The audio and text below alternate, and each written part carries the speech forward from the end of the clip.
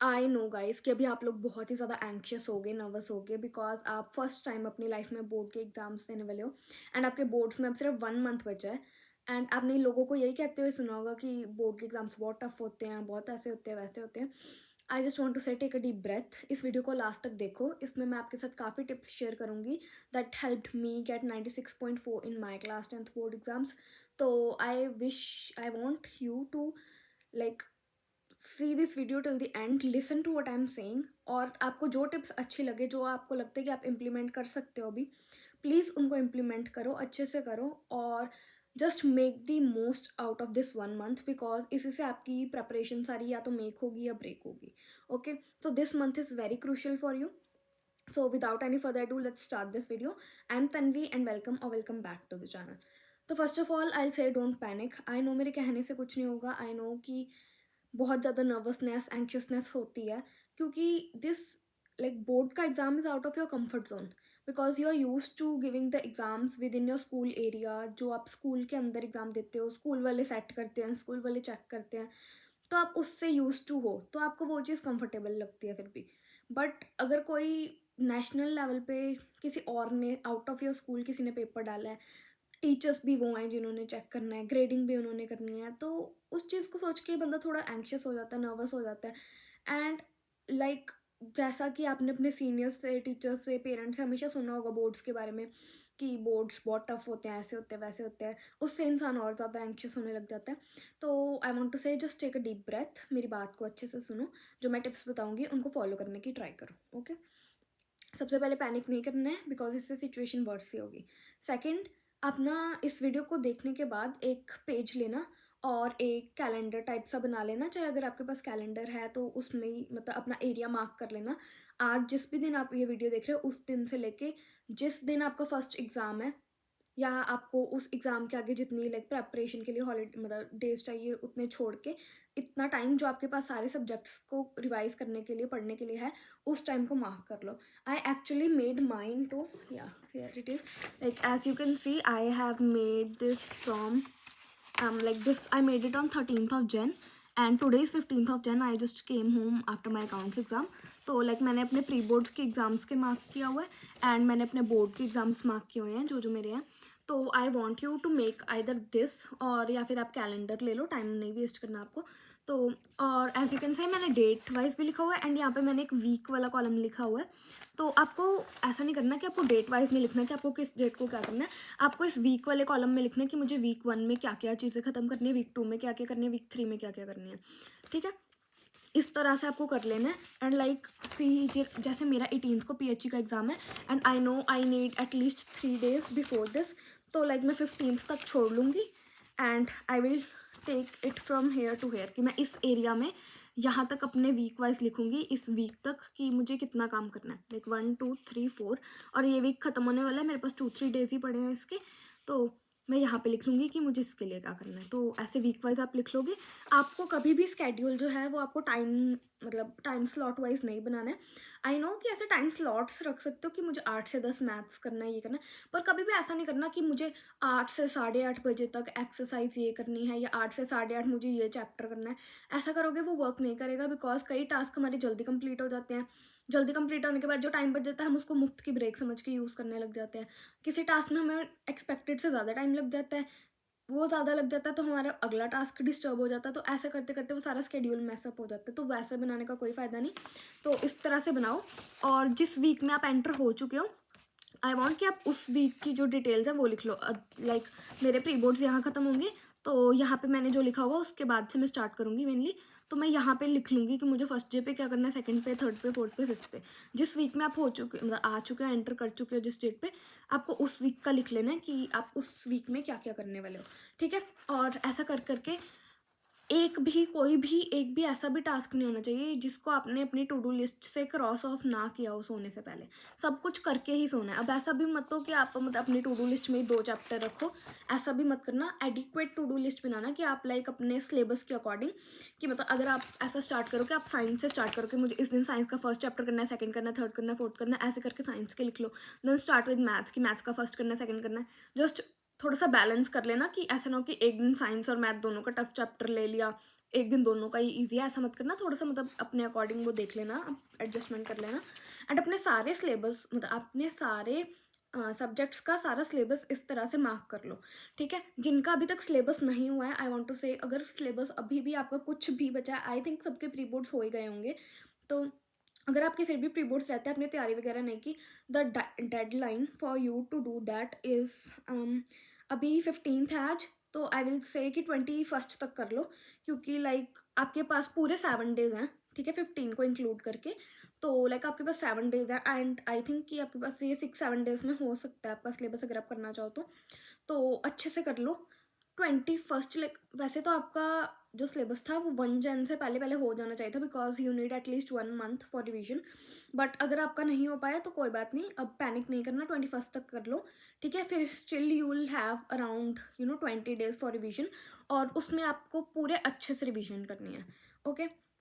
Second thing that I want to say is, जो मैं time वगैरह के बारे में कह रही थी, यू कैन एडजस्ट टाइम, कि मतलब मैं आपको ये बताऊंगी जौन सा मेरे लिए फंक्शन किया, ठीक है। मैं क्या करती थी, मुझे सुबह उठ के लाइक फ्रेश माइंड से कोई ऐसी चीज़ें पढ़नी अच्छी लगती थी जो मेरे को फ्रेश लगे, ठीक है। लाइक मुझे बायो पढ़नी अच्छी लगती थी, मुझे फिजिक्स भी पढ़नी अच्छी लगती थी, बिकॉज फिजिक्स थोड़ी कंसेप्चुअल होती है, ठीक है।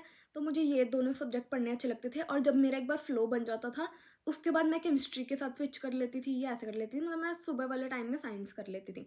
दिन वाला टाइम जो होता है दैट इज़ कंपैरेटिवली, जब आप सोर के उठ चुके होते हैं, आप में एनर्जी भी होती है, एंड बहुत ज़्यादा टाइम भी नहीं हुआ होता उठे को, so you are active at that time, ठीक है।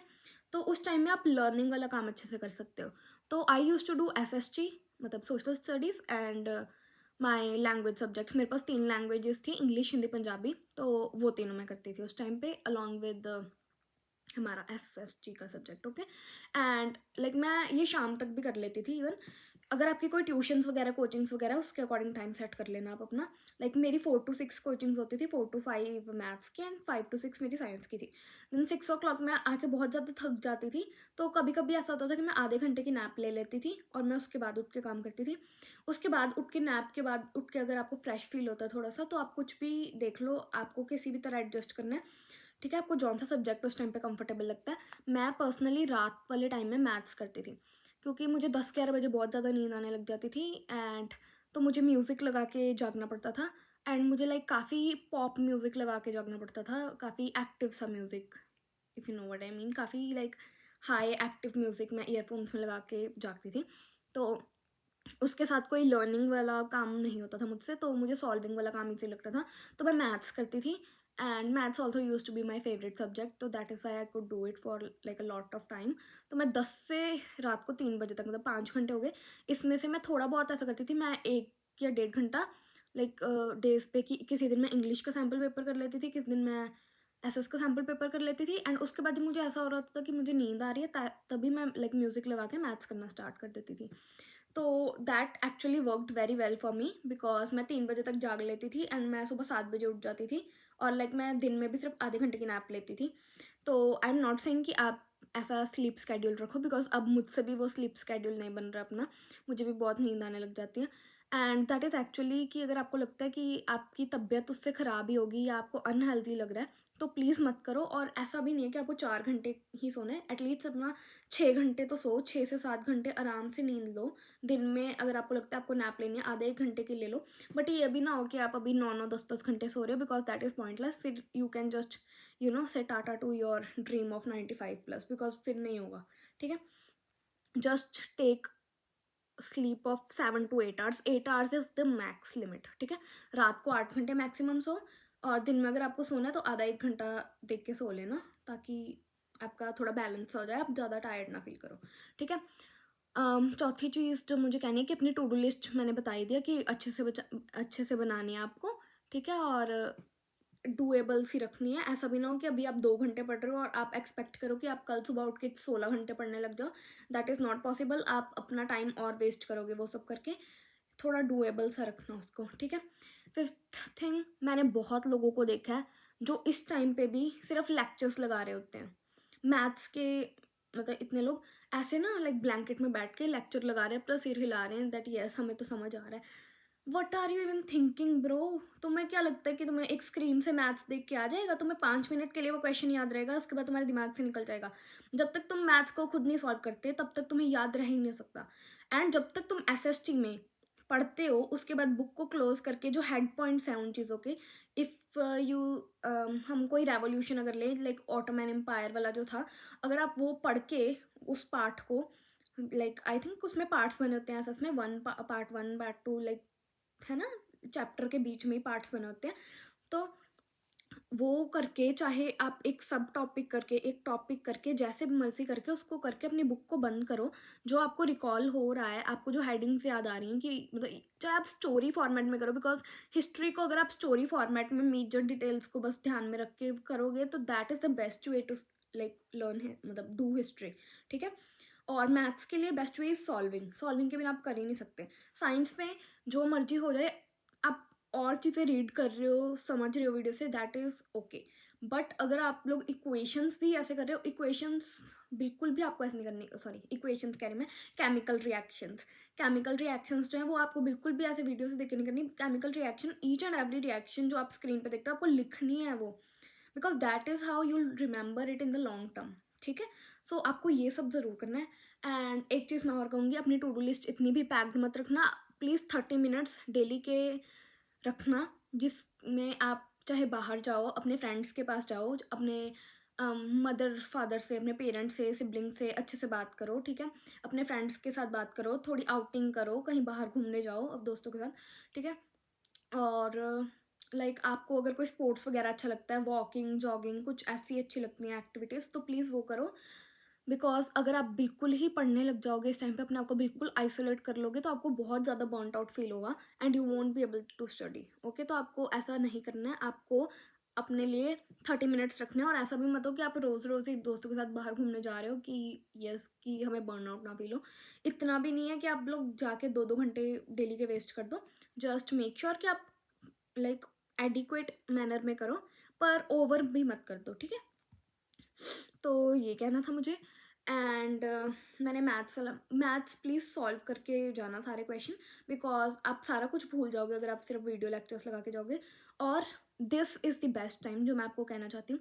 दिस लाइक 1 मंथ जब रह गया आपकी प्रेपरेशन के लिए, ये है आपका best time to make revision notes. Revision notes मेरे को पता है आप लोग किसी दूसरी सेंस में ले जाओगे कि सजा सजू के लाइक क्वेश्चन लिखेंगे फिर आंसर लिखेंगे, वैसा बिल्कुल नहीं करना है। You just need to write the topic का नेम। ठीक है। जैसा मैंने आपको बताया कि आपको टॉपिक को रीड करना है, आपको बुक को क्लोज करनी है, जो मेजर पॉइंट्स हैं वो आपको याद आ रहे हैं वो लिखने हैं। अगर आपको लगता है कोई मेजर पॉइंट आप भूल गए तो आप वो लिख सकते हो। और ऐसा नहीं है कि आप उसको सेंटेंसेस में ऐसे लिखने लग जाओ। अगर आपको लाइक प्रिंट वगैरह वाला जो चैप्टर है, या फिर हाँ, there was a question I think जब हम कर रहे थे, दैट वाज कि how did print the what was the effect of print revolution on women, या फिर why did men believe, या why did people believe that women print revolution will corrupt women, या reading books will corrupt women, इस तरह का कुछ था। तो उसमें आप मतलब 2 पॉइंट्स ही थे, एक हिंदू वुमेन से रिलेटेड था, एक मुस्लिम से रिलेटेड था। तो मतलब आप क्वेश्चन पढ़ो, आपने पढ़ लिया सारा, आप बुक को क्लोज करोगे, आप लिखोगे, ये नहीं लिखोगे लाइक फुल सेंटेंस में लिखोगे, यू विल जस्ट राइट कि हिंदू वुमेन क्या रीज़न था उसका, छोटा सा लिखोगे 2 वर्ड्स में। मुस्लिम वुमेन उनका क्या, मुस्लिम वुमेन का रीज़न था they thought that it would corrupt them, तो बस लिख लो करप्ट दैम। ठीक है। इस तरह से आपको शॉर्ट मतलब 2-2 3-3 वर्ड्स का लिखना है। ठीक है। और एक और चीज़ जो आपके वाले बैच में मैंने बहुत ज़्यादा ऑब्जर्व किया, जो लोग काफ़ी स्केयर्ड हैं जिस चीज़ से, that is competency based question. Competency based question कुछ भी नहीं है अगर आपने अच्छे से प्रेप किया है। ठीक है। Like it's literally nothing. आप बहुत इजीली कर सकते हो। मेरा batch was the first batch जब कॉम्पिटेंसी बेस्ड क्वेश्चन इंट्रोड्यूस हुए थे क्लास 10th में। एंड हमें इतना ज़्यादा हमारे टीचर्स ने डरा दिया था उस टाइम पे कि कॉम्पिटेंसी बेस्ड आएगा बेटा पेपर, आपको रट के कुछ नहीं होगा, आपका ये कुछ नहीं होगा, आपको लर्न करके कुछ नहीं होगा, आपको अंडरस्टैंडिंग होनी चाहिए, ये वो। अगर आपने सी यू नो कि सोलर एनर्जी क्या होती है, आपको पता है कि आप सोलर एनर्जी को यूटिलाइज कैसे करते हो, आप सन की एनर्जी को कैसे, लाइक सोलर प्लांट्स लगाते हो, है ना, घरों में सोलर लगाते हो इलेक्ट्रिसिटी जनरेशन के लिए, आपको इतनी चीज़ तो कॉमन सेंस से पता है। इस तरह के क्वेश्चन आते हैं कॉम्पिटेंसी बेस्ड में। बिल्कुल ऐसे ओवर योर हेड नहीं हो जाना आपको, उसकी भी प्रिपरेशन करनी है। इसके लिए आपको सैम्पल पेपर ज़रूर करने हैं, बिकॉज सैम्पल पेपर से आपको कॉम्पिटेंसी बेस्ड क्वेश्चन बहुत अच्छे अच्छे मिलेंगे, तो आपको वो सब बिल्कुल अच्छे से प्रैक्टिस करनी है। बट आई एम सेइंग कि उससे डरना नहीं है, दैट इज़ ईजी, आप कर सकते हो अगर आपने अंडरस्टैंडिंग के साथ किया है। ओके, तो I think I have covered all the major topics in this video. अगर आप लोग को फिर भी लगता है कि कोई डाउट है तो you can just comment down, और मैं मतलब आपके डाउट्स को एड्रेस कर दूंगी as soon as I can. So this was it guys. अगर आपको वीडियो अच्छा लगे, make sure to like and subscribe. Bye.